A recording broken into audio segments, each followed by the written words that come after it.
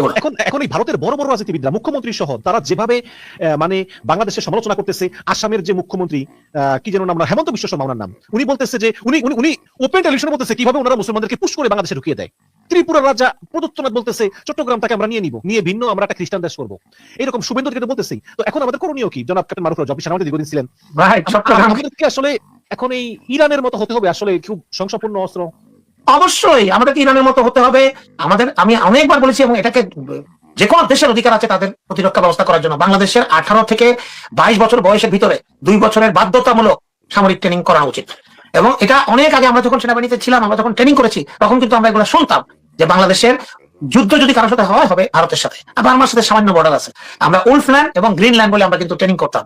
ভারত ছিল উলফল্যান্ড, আমরা হলাম গ্রিনল্যান্ড। এখন হাসিনার আমলে উলফল্যান্ড উঠিয়ে দেওয়া হয়েছে, উলফল্যান্ডে নাই। কারণ ভারত এখন আমাদের বন্ধু, আমাদের একই দেশ।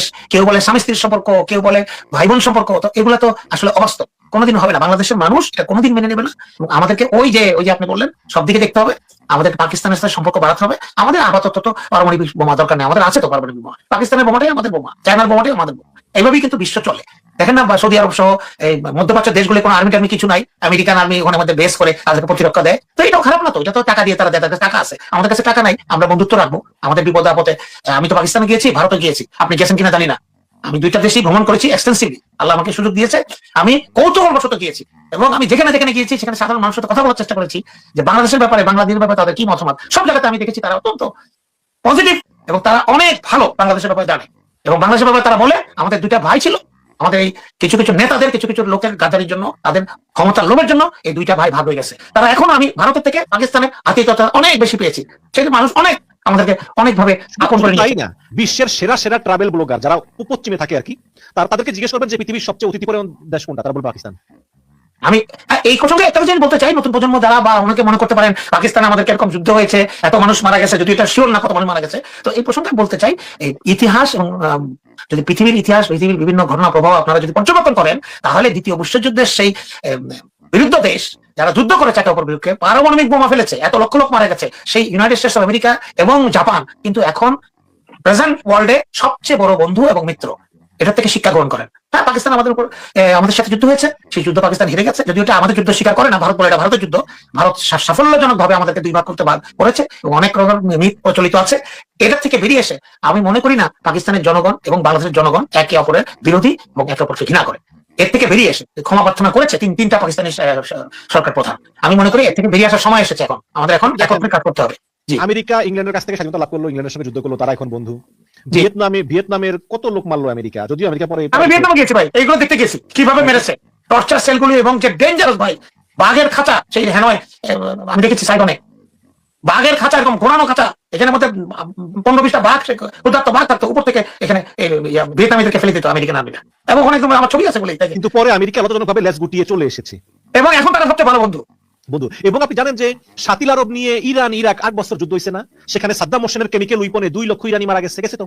এখন কিন্তু ইরান আর ইরাক আবার বন্ধু, কারণ ইরাক এখন শিয়া সরকার ক্ষমতায়। দেখেন ভাই, আপনি কিন্তু পারমাণবিক নিয়ে এত কথা হয়, পারমাণবিক অস্ত্র যদি আজকে কারো কাছে না থাকতো একটা কথা ছিল, কিন্তু একটা দেশের কাছে, 2টা দেশের কাছে থাকলে একটা কথা ছিল। এখন এখানে কয়েকটা দেশের কাছে আছে, অধিকাংশ দেশের কাছে নাই। এই দেশগুলো কিন্তু তার অধিকাংশ এখন রুল করছে, বিকজ তাদের কাছে আছে। গত পরশুদিন কিন্তু ভারত একটা মানে ক্ষেপণাস্ত্র পরীক্ষা চালিয়েছে, যেটা পারমাণবিক অস্ত্র বহনে সক্ষম। এটা কিন্তু কক্সবাজার সি বিচ থেকে দেখা গিয়েছে। আপনি দেখেছেন ভিডিওটা? আল্লাহ জানে, আমি ভিডিও দেখেছি। ভারতের এইসব ইয়েটি আমি বিশ্বাস করি না। ওদের একটা বিমান দেখলাম ইয়েতে, কোথায় জানি, শোতে উপর থেকে নিচে পড়ে গেল, অনেক টাকা দিয়ে বানিয়েছে। এগুলো আমার কাছে বলিউডের সিনেমা মনে হয়, সত্য কথা।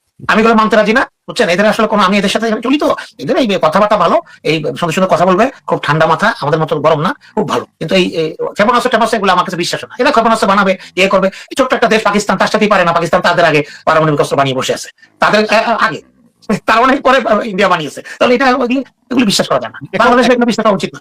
এখন জনাব ক্যাপ্টেন মারুফ রাজু, আপনি যদি গণতান্ত্রিক দেশ হন, তাহলে বা দেশের প্রধানমন্ত্রী হন, আপনার কিন্তু জনগণের পাবলিক পারসেপশনটা মানতে হয়। এটা আপনি আপনার মন মতো হোক বা না হোক, যে কারণেই হোক, বাংলাদেশের ভিতরে কিন্তু একটা অ্যান্টি ইন্ডিয়া সেন্টিমেন্ট আছে। আছে নাকি? আছে, সিরিয়াসলি। আবার আমরা এই নির্বাচনে, যদিও অভিযোগ আছে পশ্চিমবঙ্গের নির্বাচনে যে 90 লাখ ভোটারকে বাদ দিচ্ছে ইন্ডিয়া, এবং সবাই কিন্তু মুসলিম ভোটার, এবং এই 90 লাখ ভোটার থাকলে হয়তো এবারও মমতা জিততে পারতো। বা তারপরেও কিন্তু পশ্চিমবঙ্গে বিজেপির উত্থান হয়েছে, যাই বলেন না কেন, উত্থান হয়েছে। এবং পশ্চিমবঙ্গে একটা কট্টর হিন্দুত্ববাদী সরকার এসেছে। যে শুভেন্দু বলেছিল শেখ হাসিনাকে সসম্মান এয়ারপোর্টে নিয়ে আসবে, যে শুভেন্দু বলেছিল ভারতকে ইসরায়েল যেমন গাজায় হামলা চালায়, বাংলাদেশে ঢুকে হামলা চালাতে, এবং অনবরত এই শুভেন্দু মুসলমানদেরকে নিয়ে, বাঙালিদেরকে নিয়ে অনবরত খুবই তুচ্ছ তাচ্ছিল্য করে কথা বলে। আমি আমার লাইফে এরকম নিকৃষ্ট রাজনীতিবিদ কমই দেখেছি। আনফরচুনেটলি সেই এখন পশ্চিমবঙ্গের মুখ্যমন্ত্রী। এখন পশ্চিমবঙ্গের লোক চায়, তারা হচ্ছে উগ্র হিন্দুবাদী, তারা চায় যে বাংলাদেশকে আমরা তারা শিক্ষা দিক, বা বাংলাদেশের লোকজন চায় ভারতের সঙ্গে যাতে আমরা ওরকম না মিশি। তো এরকম পাবলিক পারসেপশন মেনটেন করে আসলে ভারতের সঙ্গে আসলে কি বাংলাদেশের সুসম্পর্ক স্থাপন করা সম্ভব নিকট ভবিষ্যতে? সুসম্পর্ক স্থাপন করা সম্ভব যদি সমতার ভিত্তিতে হয়, সীমিত পর্যায়ে, বাট সমতার ভিত্তিতে। আপনি যদি সম্মানের সাথে, আপনি যদি আমাকে সম্মান করেন, আপনি আমার চেয়ে শক্তিশালী, বাট আপনি আমাকে মিনিমাম সম্মান করেন, আমার সাথে আপনার মেনটেন করা সম্ভব। আপনি যদি আমাকে সম্মান না করেন, সবসময় আমাকে ইনসাল্ট করেন এবং সবসময় আপনি আমাকে একটা বেইজ্জতি করার জন্য একটা সুযোগ খোঁজেন, তখন কিন্তু আমি চেষ্টা করবো আপনার থেকে অ্যাভয়েড করে আমি অন্যদিকে থাকার জন্য। এটাই বাংলাদেশের অবস্থা। কারণ বাংলাদেশের কোনো কিছু কিন্তু বাংলাদেশ করে না। ভারত বাংলাদেশের গত 54 বছর ধরে বিভিন্ন ধরনের বাংলাদেশের জন্য সমস্যা সৃষ্টি করেছে। পানি তার মধ্যে মেইন। পানি, শুষ্ক মৌসুমে পানি আটকে রেখে এবং বর্ষা মৌসুমে পানি ছেড়ে দিয়ে আমাদেরকে তারা দুই ভাবে টর্চার করেছে গত 50 বছর 55 বছর ধরে। ফারাক্কাবাদ যখন আপনার হয়েছে জানেন, এগুলি বলে কোনো শেষ নাই। গত 17 বছরে তারা ডিরেক্টলি বাংলাদেশের নির্বাচনী ব্যবস্থায় তারা হস্তক্ষেপ করেছে। এবং গত সপ্তাহে বিক্রম মিস্ত্রি, ভারতের পররাষ্ট্র সচিব, উনি সাংবাদিক সম্মেলনে বলেছেন ভারত কখনোই বাংলাদেশে কোন নির্বাচনে ইলেকশন ইঞ্জিনিয়ারিং টাইপের কিছুতে ইনভলভ ছিল না। যাহা মিথ্যা কথা। উনি হয় একজন মিথ্যাবাদী অথবা ওনার স্মৃতিভ্রম, ওনার মেমোরি লস হয়ে গেছে। 2014 সালে মনে আছে তৎকালীন ওনারই উত্তরসূরি পূর্বসূরি সুজাতা মেহতা পররাষ্ট্র সচিব, উনি বাংলাদেশে এসে কি কীর্তিটা করেছিলেন? সুজাতা সিং কি কীর্তিটা করলেন? উনি এর সাথে দেখা করে এর সাথে চাপ দিলেন, এর সাথে রাজি হলেন, এর সাথে তখন সিএমএইচে ভর্তি করা হলো, তাকে তরফাপ্পর দিল ডিজিএফআর ডিজি জেনারেল আকবর।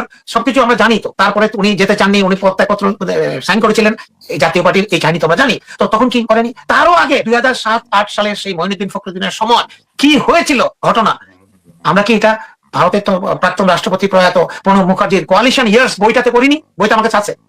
এখানে তো উনি ডিটেইল লিখেছে মঈনুদ্দিন কিভাবে এসেছে, বাংলাদেশের সাথে কিভাবে ভারতের ডিল হয়েছে, জামাকে ঠেকাতে হবে, মৌলবাদী ঠেকাতে হবে, কারা ক্ষমতায় আসবে, আওয়ামী লীগকে ক্ষমতায় আনা যায় কিনা, এগুলো তো উনি লিখেছেন। তো এগুলো কি হস্তক্ষেপ না? বিক্রম মিস্ত্রি সাহেব কি এগুলো বইগুলো পড়েননি, জানেন না? আমাদেরকে বেকুব বানানো নতুন প্রজন্মকে 5 মিনিটের জন্য 10 মিনিটের জন্য বোকা বানানো যাবে, কিন্তু বেশিক্ষণ থাকা যাবে না। আমরা তো প্রচার করে দেব। এখন সব কি ভারতের দোষ দিলে হবে? আমাদের তো দোষ আছে। আমাদের